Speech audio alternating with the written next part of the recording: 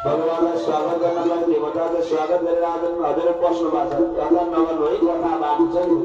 कथा नगरिकन कथा गरेकै छैन हामीले, बसुराको कथा गरेको छ, नन्द बाबाकोतिर कथा गरेकै छैन। यसरी बस्नु भगवान मात्र गराउ मात्र आउनुभयो, जन्मिनु भएको छैन। भक्तवत्सल भगवानको जय हो। परमादरणीय भक्तबिन, अब यस्तो प्रकारले भगवान छिट्टै जानुहुन्छ। अब फेरि घरमा गएर बस्नुहुन्छ भित्र गएर आनन्दले। भक्तवत्सल भगवानको समागत भक्तबिन्दहरूको भगवान साह्रै ज्ञानी हुँदो रहेछ। अहिलेसम्म यत्रो पुराणबाट नरुने भगवान कति ज्ञानी। भक्तवत्सल भगवानको अब भगवान अब भित्र गएर कोठामा बस्नुहुन्छ अनि गोपिनीहरू साथमा सँगै आउनुहुन्छ। भक्तवत्सल भगवानको अब हजुरहरू ध्यान दिएर कथा सुन्नु है। अब कथा सुन्ने है देश परमात्मालाई सबै देवताहरू स्तुवन गर्न लागिरहेछन्। नबोल्नु न एकछिन, अब बोल्ने कि कथा सुन्ने हजुरहरू? कथा सुन्नुपर्छ एकछिन। हजुर बोल्न थाल्नु हुँदो एकछिन आनन्दबाट कथा सुन्नुहोस्। भक्तवत्सल भगवानको बस्नु न हजुरहरू, बस्नु। कस्तो हुँदो रहेछ यहाँको भक्त, मैले थाहा पाएँ ज्ञानी चाहिँ अहिले देखिन है ज्ञानी।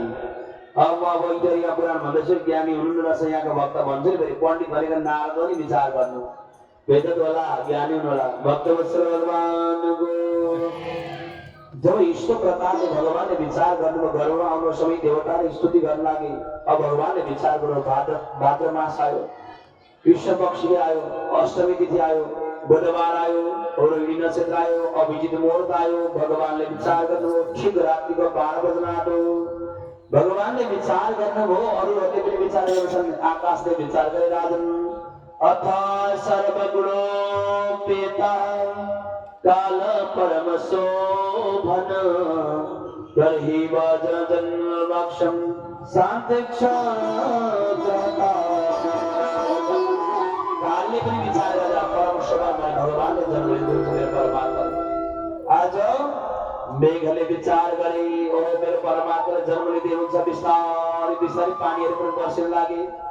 आज सूर्यले पनि विचार गर्नु, आज परमात्माले जन्म लिनुहुन्छ। म अलिकति सानो मान्छेले हेर्न लाग्नुभयो। सबैले अब परमात्माको स्तुति गर्न लाग्यो। राजन परमात्माले विचार गर्नुभयो, अब त जन्म लिनुपर्छ भन्ने लाग्यो राजन। जब रात्रिको समय ठिक 12 बजे आयो, परमात्माले विचार गर्नुभयो, अब जन्म लिन आउनुभयो। तमद्भुतं बालकं भुजक्षणं चतुर्भुजं संकटारियुधायुधं श्रीवत्सलक्ष्मा कलशो विकौस्तुभं पीताम्बरं सान्द्रपयोदशो भगवन्। आज परमात्माले पहिले सुरुमा के गर्नुभयो, शङ्ख चक्र गदा पद्मले चतुर्भुजमा भ्रमण गर्नुभयो। पिताजी तपाईँलाई एउटा कुरा म बताउँछु, ध्यान दिनु होला, कथामा ध्यान दिनु है। पिताजी तपाईँलाई म एउटा कुरा बताउँछु कि म सानो हुन्छु, एउटा सानो टोकरीमा हुन्छु, बालक हुन्छु। तपाईँले के गर्नुहोस्, नन्द बाबा नामका नन्द बाबा घरमा लानुहोस्। एउटै बच्ची छिन्, ती बच्चीलाई लिएर आउनुहोस्। सबै धेरै सत्यवादी नबन्नुहोस्। अब काममा छोरो जन्मियो, अब छोरोलाई काम दिनुहोस् भन्नुभएछ भगवानले। क्या भगवानले के भन्नुभयो, अब छोरो जन्मियो, अब छोरोलाई काम गरिदिनु, तपाईँ सत्यवादी नहुनुहोस्।